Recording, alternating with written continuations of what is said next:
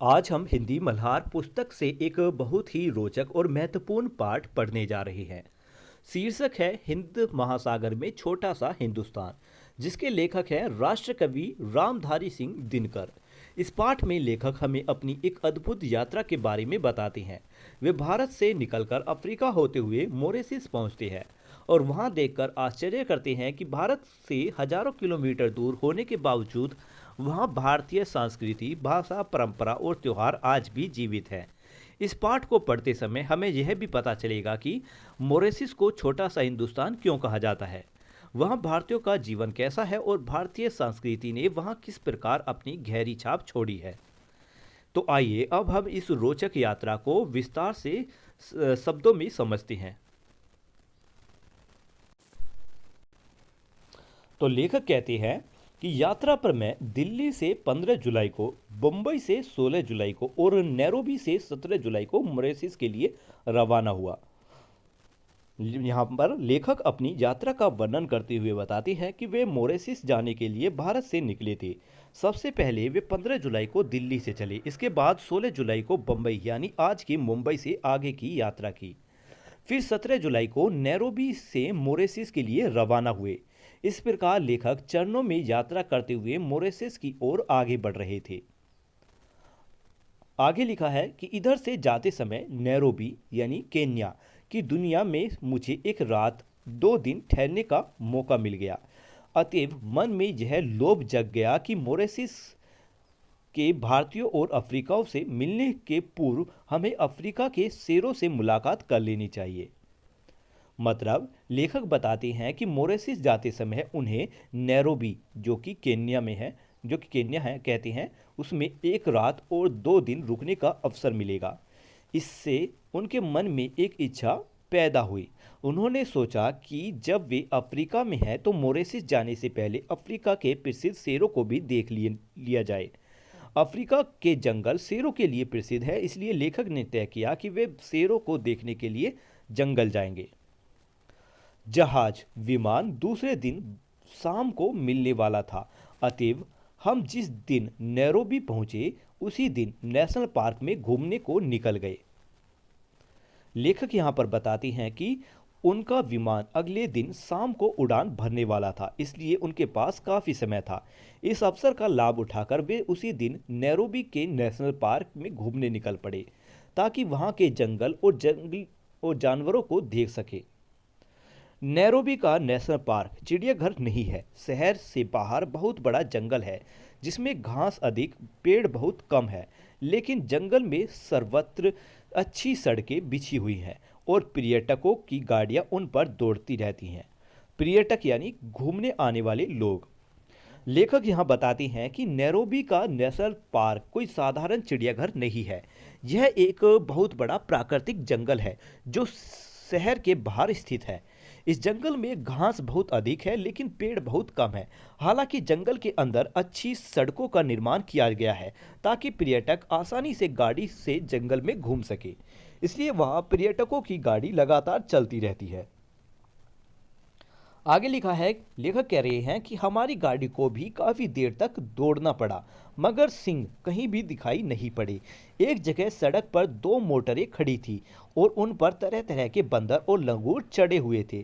पर्यटक लोग इन बंदरों को कभी कभी फल या बिस्कुट खाने को दे देते हैं, अतएव मोटर के रुकते ही बंदर उसे घेर लेते हैं। मतलब लेखक यहाँ बताना चाहती हैं कि वे अपनी गाड़ी से काफ़ी देर तक जंगल में घूमते रहे लेकिन उन्हें कहीं भी शेर दिखाई नहीं दिए। फिर एक जगह उन्होंने देखा कि सड़क पर 2 गाड़ियां खड़ी हैं और उन पर कई बंदर और लंगूर चढ़े हुए हैं। दरअसल पर्यटक लोग इन बंदरों को फल या बिस्कुट खिलाते रहते हैं। इसी कारण जब भी कोई गाड़ी रुकती है तो बंदर तुरंत उसे चारों तरफ से घेर लेते हैं क्योंकि उन्हें उम्मीद रहती है कि उन्हें खाने के लिए कुछ मिलेगा। आगे लिखा है कि बड़ी दूरी तय करने के बाद या जो कहिए कि 10-20 मील के भीतर हर सड़क छान लेने के बाद हम उस जगह जा पहुंचे जहां सिंह उसी दिन आराम कर रहे थे।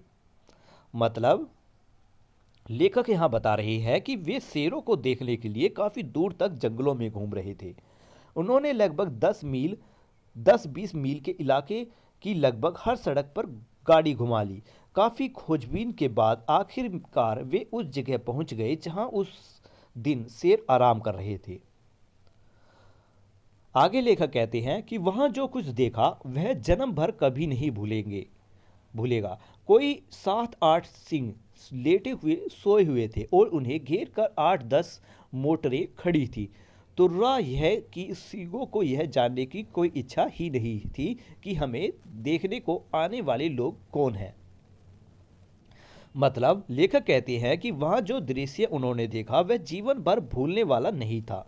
वहां लगभग 7-8 शेर आराम से लेटे हुए या सो रहे थे।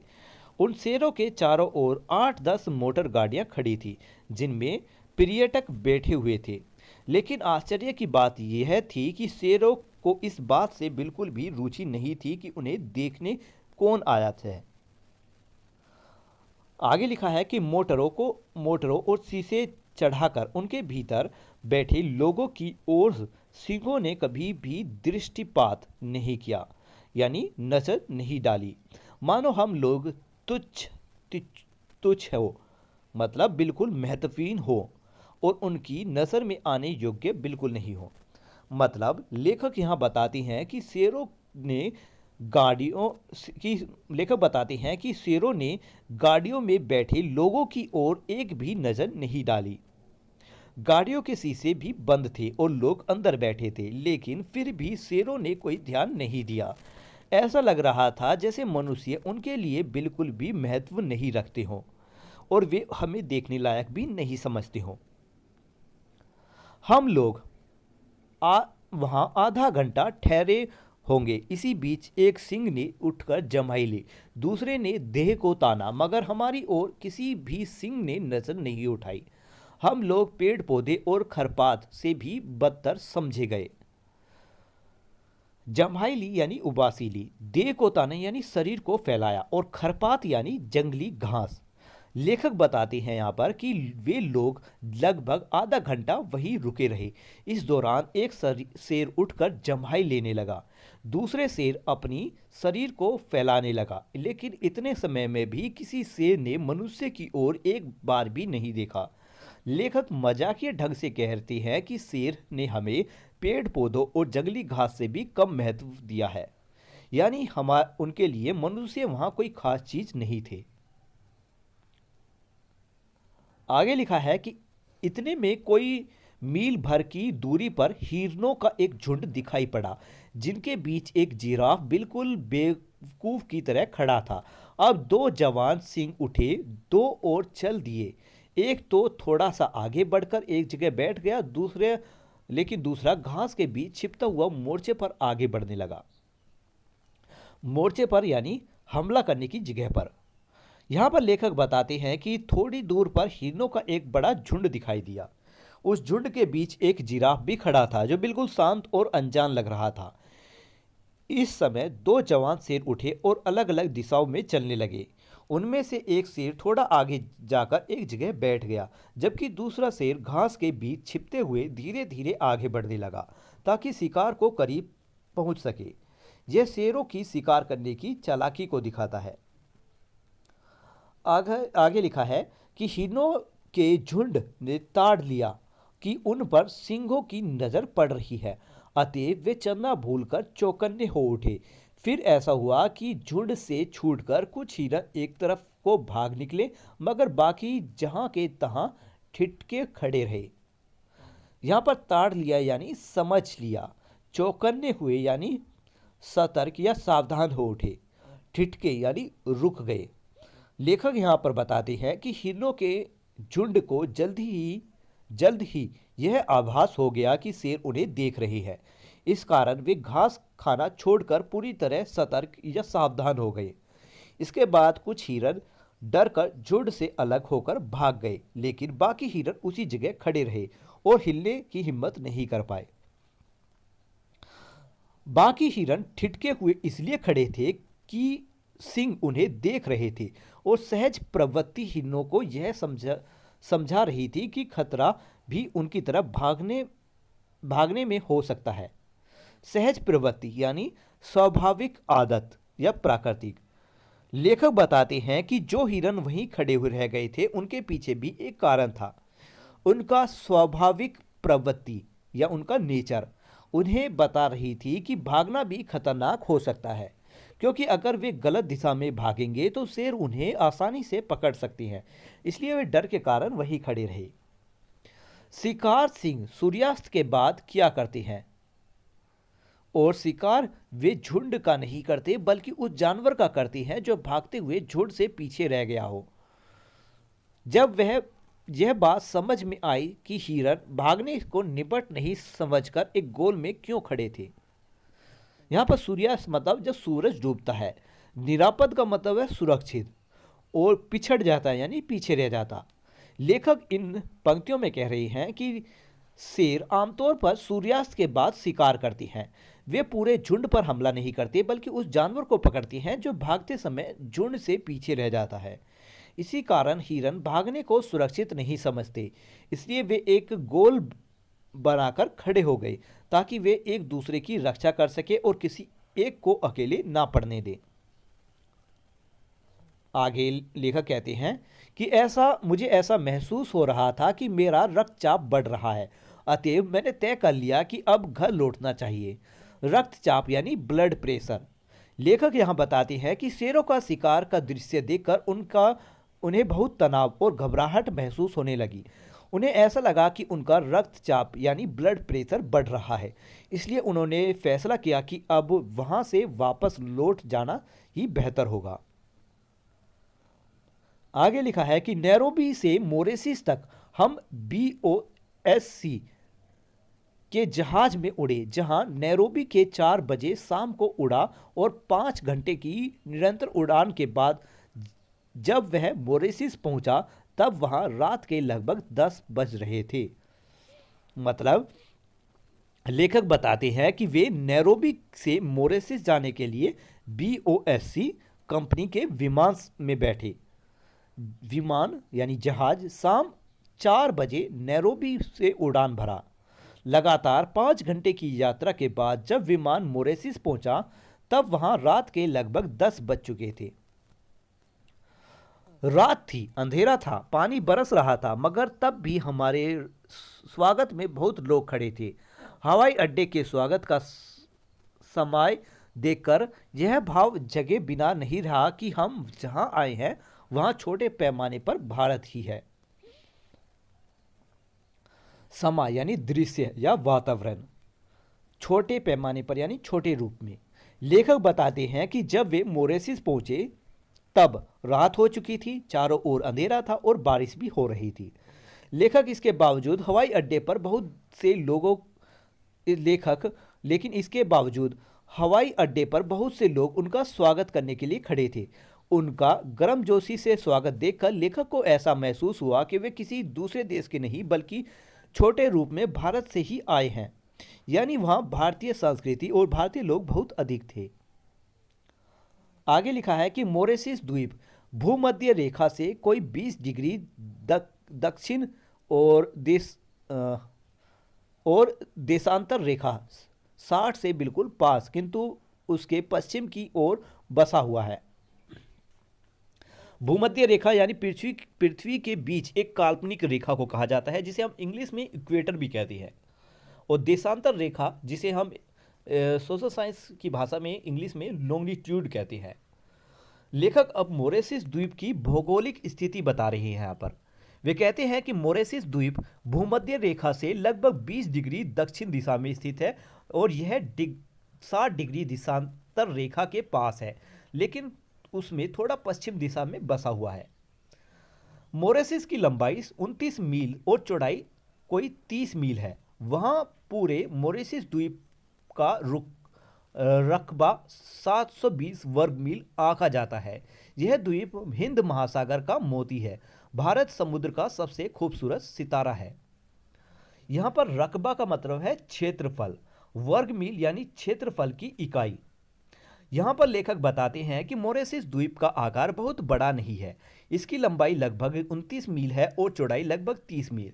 पूरे द्वीप पर कुल क्षेत्रफल लगभग 720 वर्ग मील माना जाता है, लेकिन इसकी सुंदर विविधता का वर्णन करते हुए लेखक कहती हैं कि मॉरिशस हिंद महासागर का मोती है और भारत महासागर का सबसे सुंदर सितारा है। अर्थात यह द्वीप बहुत सुंदर और आकर्षक स्थान है।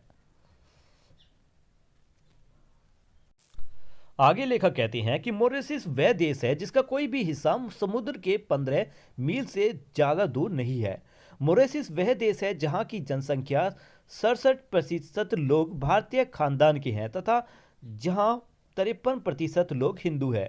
मॉरिशस वह देश है जिसकी राजधानी पोर्टर लुई की गलियों से के नाम कलकत्ता, मद्रास, हैदराबाद और बम्बई है तथा जिनके एक पूरे मोहल्ले का नाम काशी है। मॉरिशस वह देश है जहां बनारस भी है, गोकुल भी है और ब्रह्मस्थान भी है। मॉरिशस वह देश है जहां माध्यमिक स्कूलों को कॉलेज कहने का रिवाज है। मतलब इन पंक्तियों में लेखक कहना चाहते हैं कि मतलब यहाँ पर इन पंक्तियों में लेखक यहाँ मॉरिशस देश की विशेषताओं के बारे में बताती हैं। लेखक कहते हैं कि सबसे पहले मॉरिशस एक छोटा द्वीप है, इसलिए यहाँ का कोई भी स्थान समुद्र से 15 मील से अधिक दूर नहीं है। अर्थात जहाँ भी आप जाएं समुद्र बहुत दूर नहीं होगा। इसके बाद लेखक बताते हैं कि मॉरिशस की जनसंख्या का लगभग 67% हिस्सा भारतीय मूल के लोगों का है, यानी वहाँ रहने वाले बहुत से लोग भारत से गए हुए लोगों के वंशज हैं। इसके साथ ही लगभग 53% लोग वहाँ पर हिंदू धर्म के हैं। लेखक आगे बताते हैं कि मॉरिशस की राजधानी पोर्ट लुई की गलियों के नाम भी भारत के शहरों पर रखे गए हैं, जैसे कलकत्ता, मद्रास, हैदराबाद, बम्बई। इतने ही नहीं, वहाँ एक पूरे मोहल्ले का नाम काशी भी है। लेखक यह भी बताते हैं कि मॉरिशस में कई स्थानों के नाम भारतीय के धार्मिक स्थानों से मिलती जुलती हैं, जैसे बनारस, गोकुल, ब्रह्मस्थान। इससे पता चलता है कि वहाँ भारतीय संस्कृति का गहरा प्रभाव है। अंत में लेखक बताते हैं कि मॉरिशस में एक अलग परंपरा है, वहाँ माध्यमिक विद्यालय को कॉलेज कहा जाता है। आगे, चूंकि मॉरिशस के हिंदुओं में से अधिकांश बिहार और उत्तर प्रदेश के लोग हैं, इसलिए हिंदी का मॉरिशस में व्यापक प्रचार है। व्यापक यानी बहुत अधिक प्रचार है। मॉरिशस की राजभाषा अंग्रेजी, राजभाषा यानी सरकारी कामकाज की भाषा अंग्रेजी, किंतु संस्कृति की भाषा फ्रेंच है, मगर जनता वहाँ क्रेयोल बोलती है। क्रेयोल एक फ्रेंच से वही संबंध है क्रेयोल का फ्रेंच से वही संबंध है जो संबंध भोजपुरी का हिंदी से है, और क्रेयोल के बाद मॉरिशस की दूसरी जनभाषा भोजपुरी को ही मानना पड़ेगा। मतलब लेखक यहाँ पर बताते हैं कि मॉरिशस में रहने वाले हिंदुओं में से अधिकतर लोग बिहार और उत्तर प्रदेश के मूल निवासी हैं। इसी कारण वहाँ हिंदी भाषा का काफ़ी प्रचार हुआ है। हालांकि मॉरिशस की सरकारी भाषा अंग्रेजी है, लेकिन वहाँ की संस्कृति और सभ्यता की भाषा फ्रेंच मानी जाती है। फिर भी आम जनता जिस भाषा को उसमें बातचीत करती है वह क्रियोल है। लेखक समझाती है कि क्रियोल भाषा का फ्रेंच से वही संबंध है जैसा भोजपुरी का हिंदी से होता है। अर्थात क्रियोल फ्रेंच की प्रभावित एक स्थानीय भाषा है और क्रियोल के बाद मॉरिशस में दूसरी प्रमुख जनभाषा भोजपुरी है। आगे लिखा है कि प्रियाय सभी भारतीय भोजपुरी बोलते अथवा उसे समझ लेते हैं। यहाँ तक कि भारतीयों के पड़ोस में रहने वाले चीनी भी भोजपुरी बखूबी बोल लेती है, किंतु मॉरिशस की भोजपुरी शाहबाद या सारन की भोजपुरी नहीं है। उसमें फ्रेंच के इतने संज्ञापद घुस गए हैं कि आपको बार बार शब्दों के अर्थ पूछने पड़ेंगे। संज्ञापद यानी संज्ञा शब्द।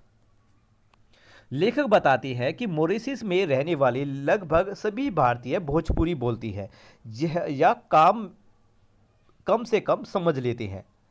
यहाँ तक कि भारतीयों के पास रहने वाले चीनी मूल के लोग भी भोजपुरी अच्छी तरह बोल लेते हैं। लेकिन लेखक यह भी बताते हैं कि मॉरिशस की भोजपुरी भारत की भोजपुरी से थोड़ी अलग है। भारत के बाद ओसारन क्षेत्र की भोजपुरी जैसी नहीं है। इसका कारण यह भी है कि मॉरिशस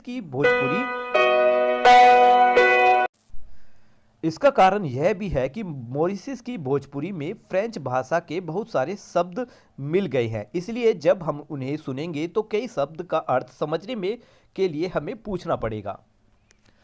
आगे लिखा है कि मॉरिशस में ऊख की खेती और उसके व्यवसाय को जो सफलता मिली है, भारतीय के कारण मिली है।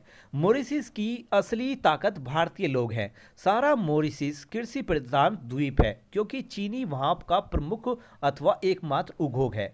किंतु भारतीय वंश के लोग यदि इस टापू पे नहीं गए होते तो ऊख की खेती असंभव हो जाती और चीनी को के कारखाने बढ़ते ही नहीं। मतलब लेखक बताते हैं कि मॉरिशस में गन्ने की खेती बहुत अधिक होती है और इस खेती तथा व्यापार की जो सफलता है उसका मुख्य कारण भारतीय को हो जाता है। लेखक कहते हैं कि मॉरिशस की असली ताकत वहाँ के भारतीय लोग ही हैं। पूरा मॉरिशस एक कृषि प्रधान द्वीप है क्योंकि वहाँ का मुख्य उद्योग चीनी बनाना है। चीनी बनाने के लिए गन्ने की खेती बहुत जरूरी होती है। लेखक बताते हैं कि अगर भारतीय लोग मॉरिशस नहीं गए होते तो वहां गन्ने की खेती इतनी विकसित नहीं हो पाती और चीनी के कारखाने भी नहीं बढ़ पाते, अर्थात मॉरिशस की आर्थिक उन्नति में भारतीयों का बहुत बड़ा योगदान है। आगे लिखा है कि भारत में बैठे बैठे हम यह नहीं समझ पाते कि भारतीय संस्कृति कितनी प्राणवत्ती और चिरायु है, किंतु मॉरिशस जाकर हम अपनी संस्कृति और प्राणवत्ता का ज्ञान आसानी से प्राप्त कर लेते हैं। प्राणवत्ती मतलब जीवन से भरपूर या जीवांत, चिरायु यानी बहुत लंबे समय तक जीवित रहने वाली, और प्राणवत्ता यानी जीवन शक्ति। लेखक कहते हैं कि जब हम भारत में रहते हैं तब हमें यह पूरी तरह महसूस नहीं होता कि भारतीय संस्कृति कितनी जीवंत और शक्तिशाली है। लेकिन जब हम भारत से दूर किसी देश जैसे मॉरिशस में जाते हैं तब हमें स्पष्ट रूप से पता चलता है कि भारतीय संस्कृति कितनी मजबूत और लंबे समय तक टिकने वाली है। वहाँ भारतीय लोग अपनी परंपराओं और संस्कारों को आज भी जीवित रखते हुए हैं। आगे लिखा है कि मालिकों की इच्छा तो यही थी कि भारतीय लोग भी क्रिस्तान हो जाएं, किंतु भारतीयों ने अत्याचार तो सही लेकिन प्रलोभनों को ठुकरा दिया। वे अपने धर्म पर डटे रहे और जिस द्वीप पर भगवान ने उन्हें भेज दिया था उस द्वीप को उन्होंने छोटा सा हिंदुस्तान बना डाला। यह ऐसी सफलता की बात है जिस पर सभी भारतीयों को गर्व होना चाहिए। यहाँ पर प्रलोभन का मतलब है लालच देना। मतलब लेखक बताते हैं कि जब भारतीय लोग मॉरिशस गए तब वहाँ के मालिक चाहते थे, मतलब वहाँ के मूल निवासी चाहते थे कि भारतीय लोग अपना धर्म बदलकर ईसाई बन जाए, लेकिन इसके लिए भारतीय पर अत्याचार भी किए गए और उन्हें लालच भी दिया गया, लेकिन भारतीयों ने इस सब बातों को स्वीकार नहीं किया। उन्होंने अपने धर्म और संस्कृति को नहीं छोड़ा और दृढ़ता से उस पर टिके रहे। धीरे धीरे उन्होंने मॉरिशस द्वीप को भारतीय संस्कृति से इतना प्रभावित कर दिया कि वह छोटा सा हिंदुस्तान बन गया। लेखक कहती है कि यह उनकी उपलब्धि है जिस पर हम भारतीयों को गर्व करना चाहिए। आगे लिखा है कि मॉरिशस में प्रत्येक प्रमुख ग्राम में शिवालय होता है। मॉरिशस के प्रत्येक प्रमुख ग्राम में हिंदू तुलसीकृत रामायण का पाठ करते हैं अथवा ढोलक और झांझ पर उनका गायन करते हैं। शिवालय यानी भगवान शिव का मंदिर, तुलसीकृत रामायण यानी तुलसी द्वारा लिखित रामचरितमानस, झांझ यानी एक प्रकार का वाद्य यंत्र। लेखक यहाँ पर बताते हैं कि मॉरिशस में लगभग हर बड़े गांव में भगवान शिव का मंदिर होता है। वहाँ के हिंदू लोग तुलसी द्वारा लिखी रामचरितमानस का पाठ करते हैं। कई जगह लोग ढोलक और झांझ बजाकर रामायण का गायन करते हैं। इससे यह स्पष्ट होता है कि मॉरिशस में रहने वाले भारतीय लोग अपनी धार्मिक और सांस्कृतिक परंपराओं को आज भी निभा रहे हैं। आगे लिखा है कि मॉरिशस में मंदिरों और शिवालयों को मैंने अत्यंत स्वच्छ और सुरम्य पाया। कितना अच्छा हो यदि हम भारतीयों को भी अपने मंदिरों और तीर्थ स्थानों को उतना ही स्वच्छ और सुमर्य बनाना आरंभ कर दे जिससे स्वच्छ में वे मॉरिशस में दिखाई दें। यहाँ पर अत्यंत यानी बहुत अधिक और सुरम्य यानी सुंदर और आकर्षक। लेखक यहाँ पर बताते हैं कि मॉरिशस में उन्होंने मंदिरों और शिवालयों को बहुत साफ सुथरा और सुंदर पाया। वहाँ के लोग अपने धार्मिक स्थानों की अच्छी तरह देखभाल करते हैं।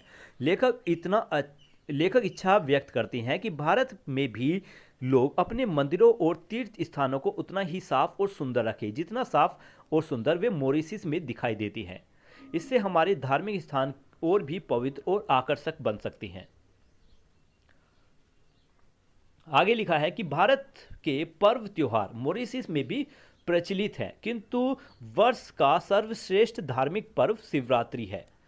मॉरिशस के मध्य में एक झील है जिसका संबंध हिंदुओं ने परियों से बिठा दिया है और उस झील का नाम अब परी तालाब हो गया है। परी तालाब केवल तीर्थ ही नहीं, दृश्य से भी पिकनिक इसका स्थान है, किंतु वहाँ पिकनिक पर जाने वाले लोग अपने साथ मांस मछली नहीं ले जाते, वे ना अपवित्रता का कोई व्यापार करती हैं।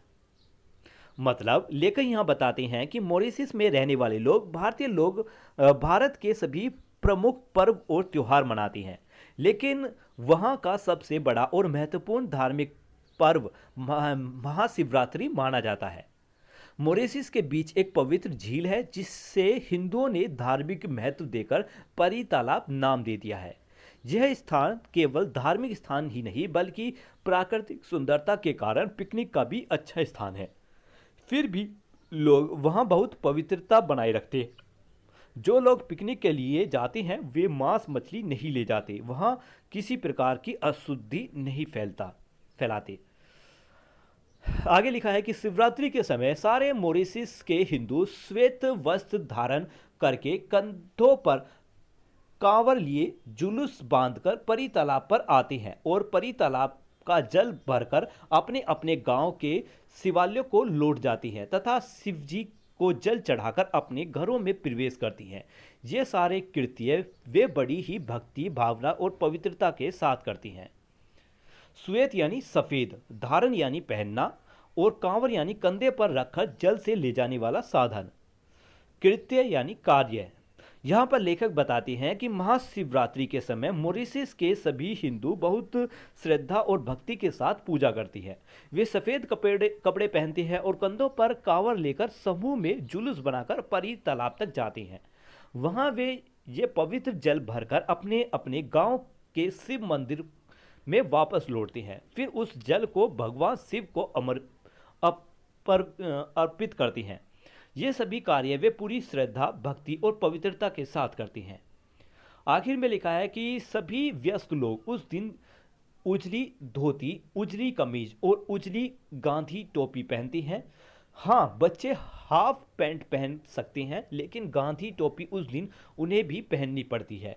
परी तालाब पर लगने वाला यह मेला मॉरिशस के प्रमुख आकर्षण में से एक है और उसे देखने को अन्य धर्मों के लोग भी काफ़ी संख्या में आती हैं। मतलब आखिर में लेखक यहाँ बता रहे हैं इन पंक्तियों में कि शिवरात्रि के दिन मॉरिशस के सभी बड़े लोग सफ़ेद धोती, सफ़ेद कमीज और सफ़ेद गांधी टोपी पहनते हैं। बच्चे हाफ पैंट पहन सकते हैं, लेकिन उन्हें भी गांधी टोपी पहनना अनिवार्य होता है। इस अवसर पर परी तालाब के पास एक बड़ा मेला भी लगता है। यह मेला मॉरिशस के सबसे प्रमुख आकर्षणों में से एक है। इसे देखने के लिए अन्य धर्म के लोग भी बड़ी संख्या में यहाँ पर आते हैं। और ये पाठ आज यहीं पर ख़त्म हुआ, जिसे लिखा है रामधारी सिंह दिनकर ने। रामधारी सिंह दिनकर हिंदी साहित्य के महान कवि और लेखक थे। उन्हें राष्ट्रीय कवि के रूप में भी जाना जाता है। तो ये वीडियो यहीं पर ख़त्म होती है। एक्सप्लेनेशन कैसा लगा इस बारे में कमेंट में लिखकर जरूर बताएं। मिलते हैं अगली वीडियो में, तब तक के लिए